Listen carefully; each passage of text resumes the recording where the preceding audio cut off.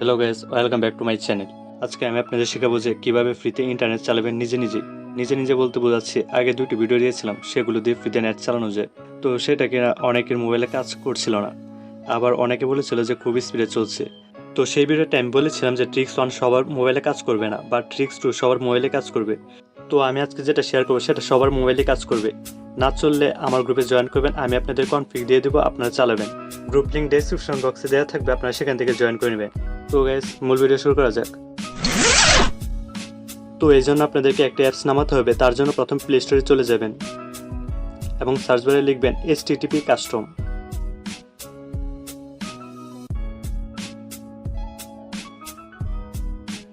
তারপর এই অ্যাপসটি ইনস্টল করে নেবেন। তো এখন আপনাদেরকে একটা ওয়েবসাইটে প্রবেশ করতে হবে। তো আমি এখানে দুটো ওয়েবসাইটের লিঙ্ক দিয়ে দিয়েছি, ডেসক্রিপশন বক্সে পেয়ে যাবেন। তো আমি এখন প্রথম ওয়েবসাইট থেকে কনফিগ ক্রিয়েট করে দেখাবো। তার জন্য ওয়েবসাইট লিঙ্কটি কপি করে নিব। তারপর ক্রোম ব্রাউজারে প্রবেশ করব এবং সার্চ বারে কপি করে লিঙ্কটি পেস্ট করে দেব।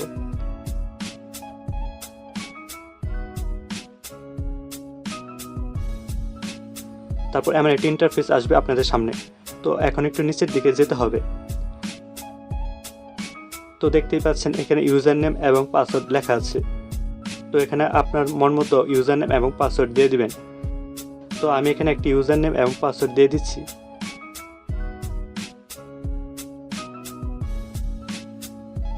ইউজার নেম এবং পাসওয়ার্ড দেওয়া হয়ে গেলে ক্রিয়েট অ্যাকাউন্টে ক্লিক করবেন।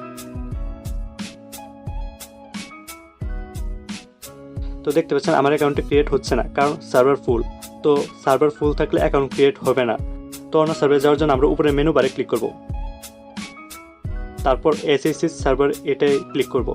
তারপর SSH UDP নামে একটি অপশন আছে, ওটাতে ক্লিক করব। তারপর এমন একটি ইন্টারফেস দেখতে পাবেন। আমরা একটু নিচের দিকে স্ক্রল করব। তো দেখতেই পাচ্ছেন এখানে অনেকগুলো সার্ভার আছে। তো এখান থেকে যে কোনো একটি সার্ভার সিলেক্ট করব। সিঙ্গাপুরের সার্ভারগুলো অনেক ভালো স্পিড পাওয়া যায়, বাট যেহেতু সিঙ্গাপুর সার্ভার ফুল, তাই কানাডা সিলেক্ট করলাম। আপনারা চাইলে আপনাদের মন মতো সার্ভার সিলেক্ট করতে পারবেন।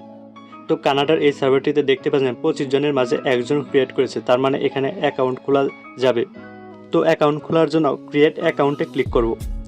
তারপর একটু নিচের দিকে স্ক্রল করব। তো আগের মতো এখানে ইউজার নেম এবং পাসওয়ার্ড দিয়ে দিব। তো ইউজার নেম এবং পাসওয়ার্ড দেওয়া হয়ে গেলে ক্রিয়েট অ্যাকাউন্টে ক্লিক করব।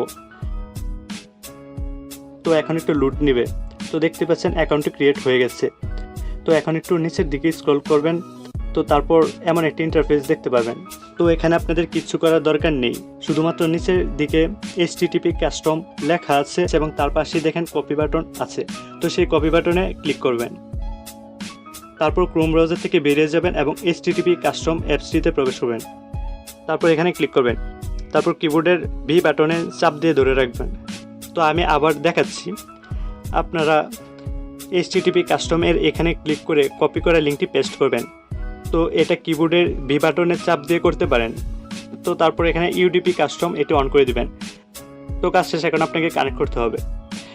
তো তার জন্য আপনার যে সিমের টাকা বা MB কিছুই নেই, সেই সিমের ডাটা অন করে নিতে হবে। তো আমার রবি সিমে MB বা টাকা কিছুই নাই, তাই আমি রবি সিমের ডাটা অন করে নেব।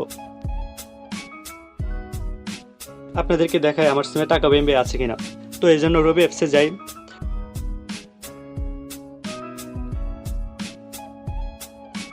তো দেখতে পাচ্ছেন এখানে কোনো টাকা বা MB নেই। তো এখন HTTP কাস্টম কানেক্ট করে নেব। তো কানেক্ট হয়ে গেছে। তো আমি এখন আপনাদেরকে ইউটিউব চালিয়ে দেখাবো। তো চলেন ইউটিউবে যাই।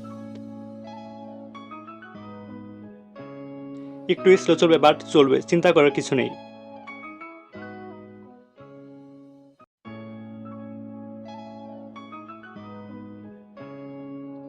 তো দেখতেই পাচ্ছেন খুব ভালোই চলতেছে।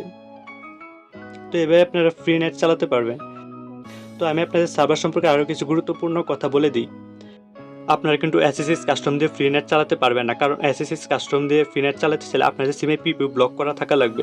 বাট UDP কাস্টমতে PPU ব্লক করা থাকা লাগে না। যদি কারোর PPU ব্লক করা থাকে, সেক্ষেত্রে সে বাকিগুলো ব্যবহার করতে পারবে। যেহেতু আমার এই ভিডিওটি সবার জন্য, সেহেতু আমি UDP দিয়ে দেখিয়েছি। তো তো যখন ইউটিউবিতে প্রবেশ করবেন তখন কিছু বিষয় খেয়াল রাখবেন, যেমন যে সার্ভারগুলো অনলাইনে আছে শুধুমাত্র সেগুলোতে অ্যাকাউন্ট ক্রিয়েট করতে পারবেন। তবে সেক্ষেত্রে যদি অ্যাকাউন্ট খোলার জায়গা থাকে তবে তো আপনারা সবসময় সিঙ্গাপুর সার্ভারে অ্যাকাউন্ট খোলার চেষ্টা করবেন, কারণ সিঙ্গাপুর সার্ভারে ভালো স্পিড পাওয়া যায়।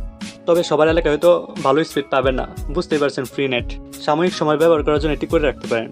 আবার কিছু এলাকায় ভালো স্পিড পাবেন, যেমন আমি 400 কেবির বেশি স্পিড পাইনি, বাট আমার এক বন্ধু চট্টগ্রামের সে 14 বা 15 এমবি স্পিড পায়। তো আসলে এলাকার টাওয়ারের উপর এটা ভিত্তি করে। আপনারা যারা আমার ভিডিও দেখে ফ্রি নেট ব্যবহার করছেন তারা কেমন স্পিড পাচ্ছেন তা কমেন্ট করে অবশ্যই জানাবেন। আর হ্যাঁ বন্ধুরা, আমাদের ভিডিওটি আপনাদের ভালো লেগে থাকলে আমাদের ইউটিউব চ্যানেলটি সাবস্ক্রাইব করে দিবেন।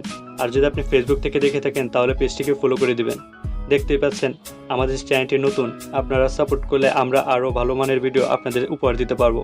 তো ভালো থাকবেন, দেখা হচ্ছে পরবর্তী ভিডিওতে।